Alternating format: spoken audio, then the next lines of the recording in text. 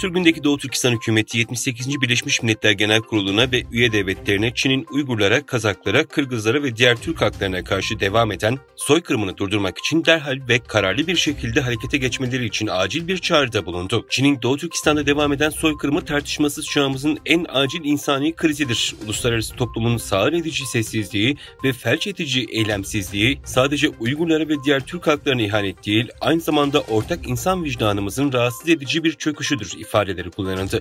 Sürgündeki Doğu Türkistan Hükümeti Başkanı Gulham Yagman tarafından yayınlanan basın açıklamasında 2014'ten bu yana Çin'in Doğu Türkistan'da devam eden soykırımı ve insanlığa karşı suçları 3 milyondan fazla Uygur'un ve diğer Türk halklarının toplama kampları, hapishaneler ve köle çalışma kamplarından oluşan bir takım adada kitlesel olarak hapsedilmesini içerecek şekilde tırmandı ifadeleri kullanıldı.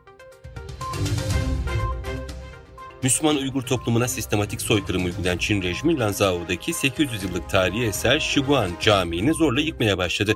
İslam'ın Çinileştirilme politikası kapsamında Lanzao'daki tarihi Şiguan Camii'nin kendine özgü İslami özelliklerinin tahrip edildiği ve gayrimüslim Çin tapınaklarına benzer bir görünüme değiştirileceği bildirildi.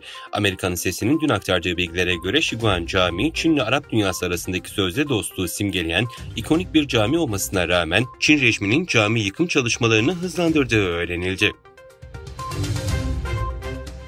AB Komisyonu Başkanı von der Leyen, Çin'den AB ülkelerine ithal edilen elektrikli otomobillere yönelik sübvansiyon soruşturması başlatıldığını açıkladı.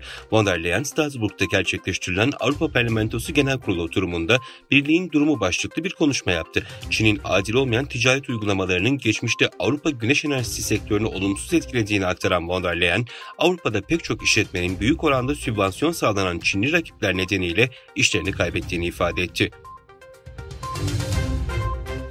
Geçtiğimiz aylarda Çin Dışişleri Bakanı Qin Gang herhangi bir açıklama yapılmadan ortadan kaybolmuş, Temmuz ayında da görevden alınmıştı. Amerika Birleşik Devletleri hükümeti Çin Savunma Bakanı Li Shangfu'nun Pekin yönetimi tarafından soruşturulduğunu ve bakanın görevinden alındığına inanıyor. Financial Times'ın Amerikalı yetkililere dayandırdığı haberinin yayınlanmasından kısa süre sonra ABD'nin Japonya Büyükelçisi sosyal medya hesabında Li'nin 3 haftadır görülmediğini veya kendisinden haber alınamadığını söyleyerek bakanın ev hapsinde olabileceği yorumunda bulundu.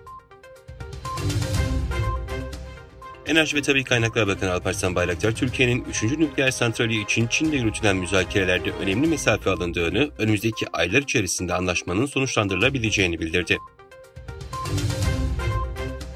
4 yılı aşkın süre sonra ilk kez Rusya'da bir araya gelen Rusya Devlet Başkanı Putin ile Kuzey Kore lideri Kim'in birbirlerine tüfek hediye ettiği açıklandı. Kuzey Kore lideri Kim Jong-un'un dün gerçekleştirilen zirvede Rusya Devlet Başkanı Vladimir Putin'i ülkesine davet ettiği, Putin'in de daveti kabul ettiği bildirildi.